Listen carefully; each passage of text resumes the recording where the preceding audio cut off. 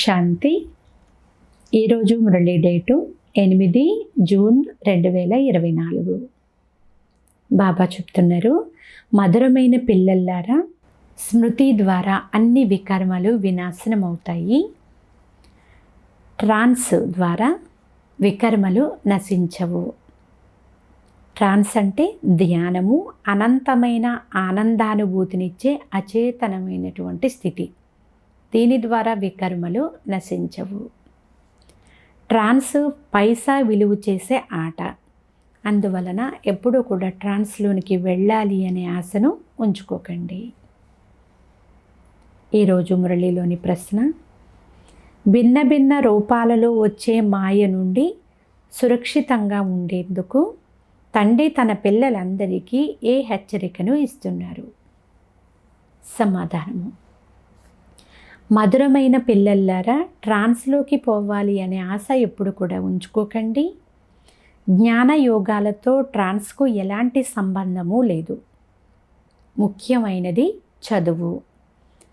కొందరు ట్రాన్స్లోకి వెళ్ళి నాలో మమ్మ ప్రవేశమైంది, నాలోకి బాబా వచ్చారు అని అంటారు.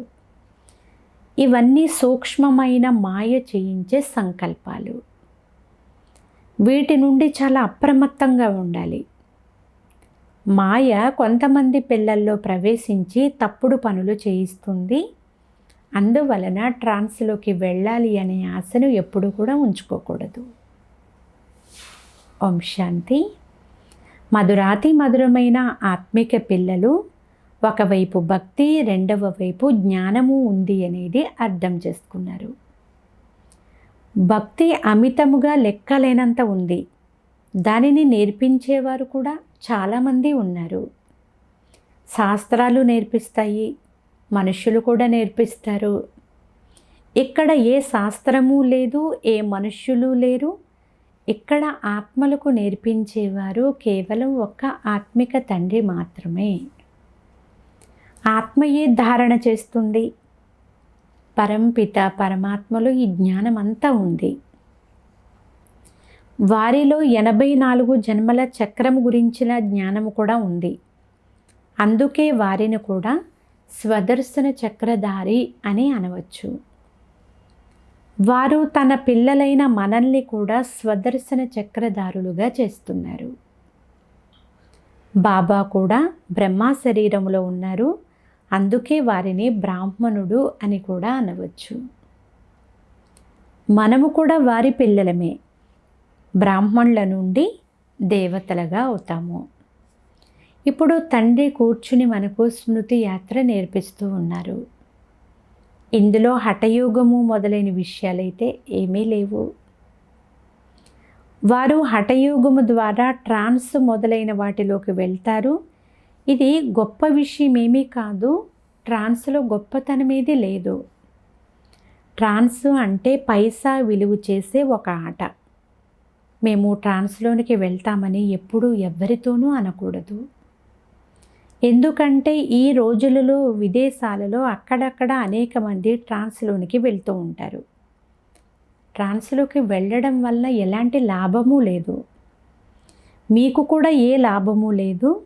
బాబా జ్ఞానం ఇచ్చారు. ట్రాన్స్లో స్మృతి యాత్ర లేదు, అలాగే జ్ఞానము కూడా ఉండదు. ధ్యానము లేక ట్రాన్స్లోకి వెళ్ళేవారు ఎప్పుడు జ్ఞానాన్ని వినరు.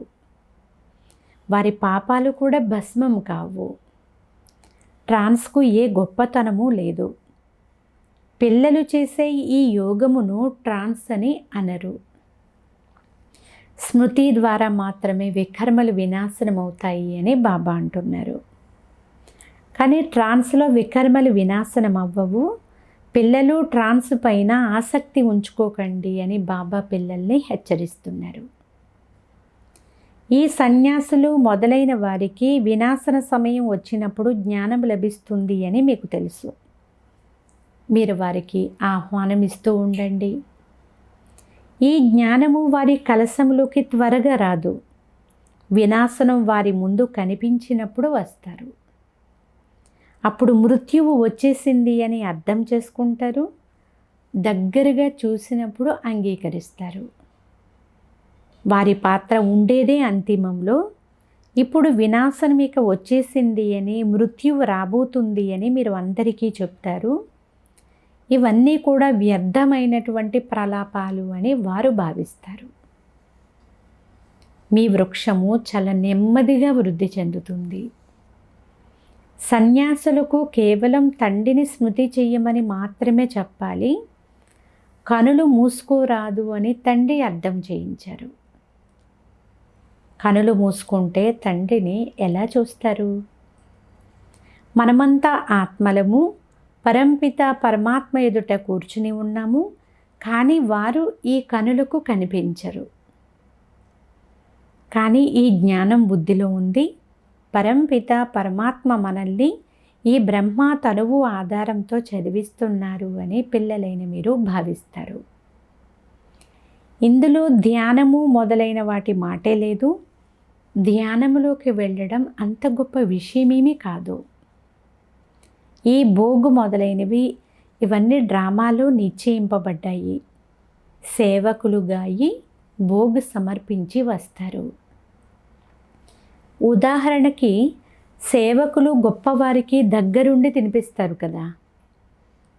మీరు కూడా సేవకులే దేవతలకు భోగు సమర్పించేందుకు వెళ్తారు. వారు ఫరిస్తాలు అంటే సూక్ష్మ దేవతలు. అక్కడ మమ్మ బాబాలను చూస్తారు. ఆ సంపూర్ణ మూర్తులు కూడా మీ లక్ష్యాలే కదా. వారిని ఇటువంటి ఫరిస్తాలుగా ఎవరు తయారు చేశారు? ధ్యానములోకి వెళ్ళడం గొప్ప విషయమేమీ కాదు. ఎలాగైతే ఇక్కడ శివబాబా మిమ్మల్ని చదివిస్తున్నారో అలా అక్కడ కూడా శివబాబా వీరి ద్వారా ఎంతో కొంత తెలుపుతారు. సూక్ష్మవతనంలో ఏమి జరుగుతుంది? ఇది కేవలం తెలుసుకోవలసింది మాత్రమే. అంతేకాని ట్రాన్స్ మొదలైన వాటికి ఏ ప్రాముఖ్యత ఇవ్వరాదు. ఎవరికైనా ట్రాన్స్ చూపించడం కూడా బాల్యం యొక్క చేష్టయే అవుతుంది. బాబా అందరినీ హెచ్చరిస్తున్నారు, పిల్లలు ట్రాన్స్లోకి ఎప్పుడు వెళ్ళకండి. ఇందులో కూడా మాయ చాలాసార్లు ప్రవేశం చేసే అవకాశం ఉంది. ఇది చదువు, కల్పకల్పము కూడా తండ్రి వచ్చి మనల్ని చదివిస్తారు. ఇది సంగమ యుగము. ఇప్పుడు మీరంతా బదిలీ అవ్వాలి.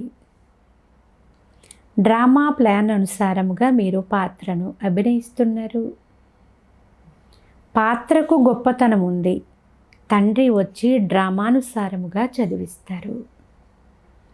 మీరు తండ్రి నుండి ఒక్కసారి చదువుకుని మనుషుల నుండి దేవతలుగా తప్పకుండా తయారు కావాలి. దేవతలుగా అయ్యేందుకు పిల్లలకు చాలా సంతోషం కలుగుతుంది. మనము తండ్రి రచనల యొక్క ఆది మధ్యాంతాలను తెలుసుకున్నాము. తండ్రి శిక్షణను పొంది మీరు చాలా చాలా హర్షితముగా అవ్వాలి. మీరు చదివేదే నూతన ప్రపంచం కొరకు, అక్కడ ఉండేదే దేవతల రాజ్యము. కావున ఈ పురుషోత్తమ సంగమ యుగంలో తప్పకుండా చదువుకోవాలి. మీరు ఈ దుఃఖము నుండి విడుదల పొంది సుఖములోకి వెళ్తారు. అక్కడ తమో ప్రధానముగా అయినందువలన మీరు అనారోగ్యం పాలవుతూ ఉంటారు. ఈ వ్యాధులన్నీ ఇప్పుడు తొలగిపోతాయి. అన్నిటికంటే ముఖ్యమైనది చదువు అని బాబా అంటున్నారు. ఈ చదువుకు ట్రాన్స్ మొదలైన వాటితో ఏ సంబంధం లేదు. ఇది గొప్ప విషయం కాదు. చాలా చోట్ల ధ్యానములోకి వెళ్ళి అంటే ట్రాన్స్లోకి వెళ్ళి నాలోకి మమ్మ వచ్చారు, నాలోకి బాబా వచ్చారు అని చెప్తూ ఉంటారు. తండ్రి చెప్తున్నారు అలాంటిది ఏమీ లేదు. ఆ తండ్రి ఒకే ఒక్క మాట అర్థం చేయిస్తున్నారు. మీరు అర్ధకల్పము దేహాభిమానంలోనే ఉన్నారు. ఇప్పుడు ఆత్మాభిమానులుగా ఈ తండ్రిని స్మృతి చేస్తే వికర్మలు వినాశనం అవుతాయి. దీనినే స్మృతి యాత్ర అని అంటారు. యోగము అని అనడం వలన యాత్ర సిద్ధము కాదు, అంటే రుజువు కాదు. ఆత్మలైన మీరు ఇక్కడి నుండి వెళ్ళిపోవాలి. వెళ్ళాలి అంటే తమో ప్రధానం నుండి సతో ప్రధానంగా తయారు కావాలి.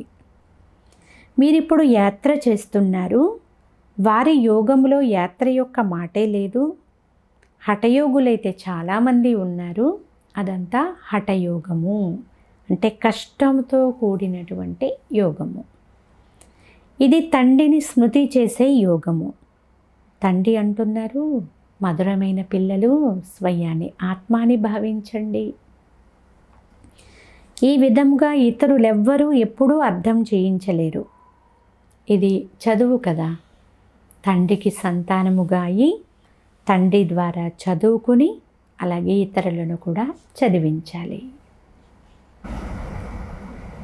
మీరు మ్యూజియంలు తెరవండి, వారంతట వారే మీ వద్దకు వస్తారు. అప్పుడు పిలిచేందుకు పెద్ద కష్టం ఉండదు అని బాబా అంటున్నారు. ఈ జ్ఞానం అయితే చాలా బాగుంది, కానీ మేము ఎప్పుడు వినలేదు అని అంటారు. దీని ద్వారా నడవడిక చక్కబడుతుంది. ముఖ్యమైనది పవిత్రత. ఈ విషయంపైనే గలాటాలు, గొడవలు మొదలైనవి జరుగుతాయి. చాలామంది ఫెయిల్ అయిపోతారు కూడా. మీ స్థితి ఎలా అవుతుంది అంటే, ఈ ప్రపంచంలో ఉంటున్నా వారిని మీరు చూడరు. తింటూ త్రాగుతూ ఏ పని చేస్తున్నా మీ బుద్ధి అటువైపు ఉండాలి. ఉదాహరణకి తండ్రి నూతన గృహం నిర్మిస్తే అందరి బుద్ధి కూడా కొత్త ఇంటి వైపే కదా వెళ్ళిపోతుంది. ఇప్పుడు కొత్త ప్రపంచమే తయారవుతూ ఉంది. అనంతమైన తండ్రి అనంతమైన ఇంటిని తయారు చేస్తూ ఉన్నారు. మనము స్వర్గవాసులుగా అయ్యేందుకు పురుషార్థం చేస్తున్నామని మీకు తెలుసు. ఇప్పుడు చక్రము పూర్తి అయింది. ఇప్పుడు మనము ఇంటికి, అక్కడి నుండి స్వర్గానికి వెళ్ళాలి. వెళ్ళాలి అంటే పవిత్రముగా తప్పకుండా అవ్వాలి కదా. స్మృతి యాత్ర ద్వారా పవిత్రముగా అవ్వాలి. స్మృతిలోని విఘ్నాలు ఏర్పడతాయి. ఇందులోనే చాలా యుద్ధం ఉంటుంది. చదువులో యుద్ధం యొక్క మాటే ఉండదు. చదువు చాలా సరళమైనది. 84 జన్మల చక్ర జ్ఞానం కూడా చాలా సహజమైనది. స్వయాన్ని ఆత్మగా భావించి తండ్రిని స్మృతి చేయడంలోనే శ్రమ ఉంది. తండ్రి అంటున్నారు, స్మృతి యాత్రను మర్చిపోకండి. కనీసం 8 గంటలైనా తప్పకుండా స్మృతి చెయ్యాలి. శరీర నిర్వహణార్థం కర్మ కూడా చెయ్యాలి, నిద్ర కూడా పోవాలి. ఇది సహజ మార్గమే కదా. ఒకవేళ నిద్రపోకండి అని అన్నారు అంటే అది హఠయోగం అయిపోతుంది. హఠయోగాలు చాలా ఉన్నాయి. అసలు అటువైపు చూడవద్దు అని తండ్రి అంటున్నారు. వాటి వలన ఏ లాభము లేదు. ఎంతోమంది హఠయోగాలు మొదలైనవి నేర్పిస్తూ ఉంటారు. ఇవన్నీ మనుష్య మతాలు. మీరంతా ఆత్మలు. ఆత్మయే శరీరం ధరించి పాత్రను అభినయిస్తుంది. డాక్టరు మొదలైన వారిగా అవుతుంది. కానీ మనుష్యులు దేహాభిమానులుగానే ఉన్నారు. నేను పలానా అంటూ దేహాభిమానులుగా అయిపోయారు. ఇప్పుడు మీ బుద్ధిలో మనమంతా ఆత్మలము అనేది ఉంది కదా. తండ్రి కూడా ఆత్మయే. ఈ సమయంలో ఆత్మలైన మిమ్మల్ని పరంపిట చదివిస్తున్నారు. అందుకే ఆత్మలు పరమాత్మ చాలా కాలం వేరుగా ఉన్నారు, కల్పకల్పము కలుస్తారు అనే గాయనము ఉంది. మిగిలిన ప్రపంచమంతా దేహాభిమానంలో ఉండి దేహమని భావిస్తూనే చదువుతారు, చదివిస్తారు కూడా. తండ్రి అంటున్నారు, నేనైతే ఆత్మలను మాత్రమే చదివిస్తాను. జడ్జి, వకీలు మొదలైన వారిగా కూడా ఆత్మయ్య అవుతుంది. ఆత్మలైన మీరు సతో ప్రధానంగా పవిత్రంగా ఉండేవారు. పాత్ర చేస్తూ చేస్తూ అందరూ పతితులుగా అయిపోయారు. అందుకే బాబా మీరు వచ్చి మమ్మల్ని పవిత్ర ఆత్మలుగా చెయ్యండి అని పిలుస్తారు. తండ్రి అయితే సదా పవిత్రంగానే ఉంటారు కదా. ఈ విషయాన్ని విన్నప్పుడు కదా ధారణ జరుగుతుంది. పిల్లలైన మీకు ఎప్పుడు ధారణ జరుగుతుందో అప్పుడు దేవతలుగా అవుతారు. ఇంకెవ్వరి బుద్ధిలోనూ ఇది కూర్చోదు. ఎందుకంటే ఇవన్నీ కొత్త విషయాలు కదా.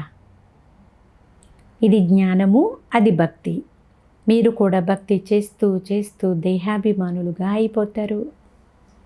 ఇప్పుడు తండ్రి అంటున్నారు, పిల్లలు ఆత్మాభిమానులుగా అవ్వండి. ఆత్మలైన మనకు తండ్రి ఈ శరీరం ద్వారా చదివిస్తారు.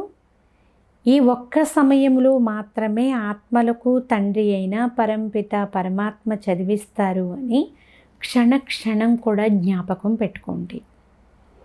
మిగిలిన సమయంలో డ్రామా మొత్తంలో వీరి పాత్ర లేనే లేదు. ఈ సంగమ యుగంలో మాత్రమే ఉంది.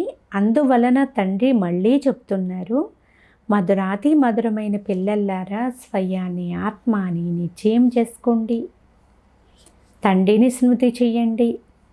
ఇది చాలా ఉన్నతమైనటువంటి యాత్ర. పైకి ఎక్కితే వైకుంఠ రసాన్ని గ్రోలుతారు, క్రింద పడిపోతే అంటే వికారాలకు వశమైపోతే ఒక్కసారిగా చూర్ణం అయిపోతారు. అయినా స్వర్గంలోకైతే వస్తారు, కానీ పదవి మాత్రం చాలా తక్కువది లభిస్తుంది. ఇప్పుడు రాజ్యస్థాపన జరుగుతూ ఉంది. ఇందులో తక్కువ పదవి వారు కూడా కావాలి. అందరూ జ్ఞానంలో నడవలేరు. అలా అయితే బాబాకు చాలామంది పిల్లలు లభించాలి కదా. ఒకవేళ లభించినా కొంత సమయానికే లభిస్తారు. మాతలైన మీకు చాలా మహిమ ఉంది. వందే మాతరం అనే గాయనం కూడా ఉంది కదా. జగదంబకు చాలా గొప్ప మేళ జరుగుతుంది. ఎందుకంటే వారు చాలా సేవ చేశారు. ఎవరైతే చాలా సేవ చేస్తారో వారు పెద్ద రాజుగా అవుతారు. దిల్వాడా మందిరంలో మీవే జ్ఞాపక చిహ్నాలు ఉన్నాయి. పిల్లలైన మీరు చాలా సమయాన్ని కేటాయించాలి. భోజనం మొదలైనవి చాలా శుద్ధంగా స్మృతిలో కూర్చుని తయారు చేయాలి. అలా చేస్తే దానిని ఎవరికి తినిపించినా వారి మనస్సు కూడా శుద్ధంగా అయిపోతుంది. ఇటువంటి భోజనం చాలా కొద్ది మందికి మాత్రమే లభిస్తుంది. ఈ భోజనం తింటూనే తిన్నవారి హృదయము ద్రవించిపోయే విధముగా నేను శివబాబా స్మృతిలో ఉంటూ భోజనం తయారు చేస్తున్నానా అని స్వయాన్ని ప్రశ్నించుకోండి. కానీ క్షణము స్మృతిని మర్చిపోతూ ఉంటారు. బాబా అంటున్నారు, ఇంకా 16 కళ సంపూర్ణముగా అవ్వలేదు, అందుచేతనే స్మృతిని మర్చిపోవడం కూడా డ్రామాలో ఉంది. తప్పకుండా సంపూర్ణముగా అయ్యే తీరాలి. పున్నమి చంద్రునిలో ఎంత కాంతి ఉంటుంది. తరువాత తగ్గిపోతూ కేవలం లాస్ట్కి ఒక గీత వలె మిగిలిపోతుంది. గాఢాంధకారముగా మారి మళ్ళీ గొప్ప ప్రకాశవంతముగా అవుతుంది. ఈ వికారాలు మొదలైనవి వదిలి తండ్రిని స్మృతి చేస్తూ ఉంటే మీ ఆత్మ సంపూర్ణమైపోతుంది. మహారాజులుగా అవ్వాలని మీరు కోరుకుంటారు, కానీ అందరూ అలా అవ్వలేరు కదా. అందరూ పురుషార్థం చెయ్యాలి, కొంతమంది పురుషార్థమే చెయ్యరు. అందువలన మహారథులు, అశ్వారూఢులు పదాతి దళము అని అంటారు. మహారథులు కొంతమంది మాత్రమే ఉంటారు. ప్రజలు లేక సైన్యము ఎంతమంది ఉంటారో అంతమంది కమాండర్లు లేక మేజర్లు ఉండరు. మీలో కూడా కమాండర్లు, మేజర్లు, కెప్టెన్లు ఉన్నారు. అలాగే పదాతి దళం వారు కూడా, కాలినడకన వాళ్ళు కూడా ఉన్నారు. మీది కూడా ఆత్మిక సైన్యమే కదా. ఆధారం అంతా స్మృతి యాత్రపైనే ఉంది. ఎందుకంటే ఆత్మకు స్మృతి ద్వారానే కదా బలము లభిస్తుంది. మీరు గుప్త యోధులు. తండ్రిని స్మృతి చేసినందువలన వికర్మల మురికి ఏదైతే ఉందో అది కాస్త భస్మమైపోతుంది. తండ్రి అంటున్నారు, వృత్తి వ్యాపారాలు భలే చేసుకోండి, కానీ తండ్రిని స్మృతి చేయండి. మీరు ఆ ఒక్క ప్రియునికి జన్మాంతరాల ప్రేయసులు. ఇప్పుడు ఆ ప్రియుడు లభించారు కనుక తప్పకుండా చాలా ప్రేమతో స్మృతి చేయాలి. ఇంతకుముందు భలే స్మృతి చేస్తూ ఉండిన వికర్మలు వినాశనం అయ్యేవి కాదు. మీరు ఇక్కడ తమో ప్రధానము నుండి సతో ప్రధానముగా అవ్వాలి అని తండ్రి అర్థం చేయించారు. అలా ఆత్మీయ కదా తయారు కావాలి. ఆత్మీయ శ్రమ చేస్తుంది. ఈ జన్మలోనే మీరు జన్మాంతరాల మలినాలను తొలగించుకోవాలి. ఇది మృత్యులోకములోని అంతిమ జన్మ. తరువాత మళ్ళీ అమరలోకములోకి వెళ్ళాలి. ఆత్మ పవిత్రం అవ్వకుండా అక్కడకు వెళ్ళజాలదు. అందరూ తమ తమ లెక్కాచారాలను చుక్తా చేసుకొని వెళ్ళాలి. తరువాత శిక్షలు అనుభవించి వెళ్తే పదవి కాస్త తగ్గిపోతుంది. ఏ శిక్షలు అనుభవించిన వారు కేవలం మాలలోని 8 మణులుగా పిలువబడతారు. నవరత్నాల ఉంగరాలు మొదలైనవి తయారవుతాయి. ఈ విధముగా అవ్వాలి అంటే తండ్రిని స్మృతి చేసే శ్రమ చాలా చేయాల్సి ఉంటుంది అని బాబా అంటున్నారు. అచ్చా, మధురాతి మధురమైన అపురూపమైన పిల్లలకు మాతాపిత బాబ్దాదాల ప్రియ స్మృతులు మరియు గుడ్ మార్నింగ్. ఆత్మిక పిల్లలకు ఆత్మిక తండ్రి నమస్తే. ఆత్మీయ తండ్రికి ఆత్మీయ పిల్లల యొక్క ప్రియ స్మృతులు గుడ్ మార్నింగ్. నమస్తే నమస్తే నమస్తే. ఇప్పుడు ధారణ కొరకు ముఖ్య సారము. దీనిలో ఫస్ట్ పాయింట్, సంగమ యుగంలో స్వయాన్ని పరివర్తన చేసుకోవాలి. చదువు మరియు పవిత్రతలను ధారణ చేసి మీ స్వభావాన్ని చాలా మంచి రీతిగా సరిదిద్దుకోవాలి. ట్రాన్స్లోకి వెళ్ళే దానిపైన ఆసక్తి కొంచెము కూడా ఉంచుకోకూడదు. సెకండ్ పాయింట్, శరీర నిర్వహణ కొరకు కర్మలు కూడా చేయాలి, నిద్ర కూడా పోవాలి. ఇది హఠయోగము కాదు. కావున స్మృతి యాత్రను ఎప్పుడూ కూడా మర్చిపోకూడదు. యోగయుక్తంగా ఉండి శుద్ధమైన భోజనం తయారు చేయాలి. యోగయుక్తంగా తినిపించాలి. తిన్నవారి హృదయము శుద్ధమైపోవాలి. ఈరోజు వరదానము, సొంత సూక్ష్మ శక్తులపై విజయులుగా అయ్యే రాజఋషి స్వరాజ్య అధికారి ఆత్మభవ. కర్మేంద్రియాజీతులుగా అవ్వడం సులభమే, కానీ మనసు బుద్ధి సంస్కారం ఈ సూక్ష్మ శక్తులపైన విజయులుగా అవ్వడం అనేది సూక్ష్మమైనటువంటి అభ్యాసము. ఏ సమయంలో ఏ సంకల్పం ఏ సంస్కారం ఉత్పన్నం చేయాలనుకుంటారో అదే సంకల్పం అదే సంస్కారాన్ని సహజంగా సొంతం చేసుకోగలగాలి. దీనినే సూక్ష్మ శక్తులపైన విజయము అనగా రాజఋషి స్థితి అని అంటారు.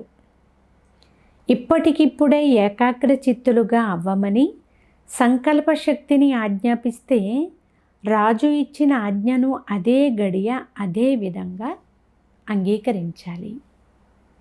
అంటే ఒక శక్తిని ఆజ్ఞాపిస్తే మరొక శక్తి రావడం ఇలా ఉండకూడదు.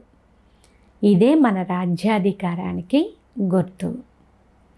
ఈ అభ్యాసము ద్వారానే అంతిమ పరీక్షలో పాస్ అయిపోతారు. స్లోగన్, సేవల ద్వారా ఏ ఆశీర్వాదాలు లభిస్తాయో అవే అన్నింటికంటే చాలా గొప్ప వరము. అచ్చా, ఓం శాంతి.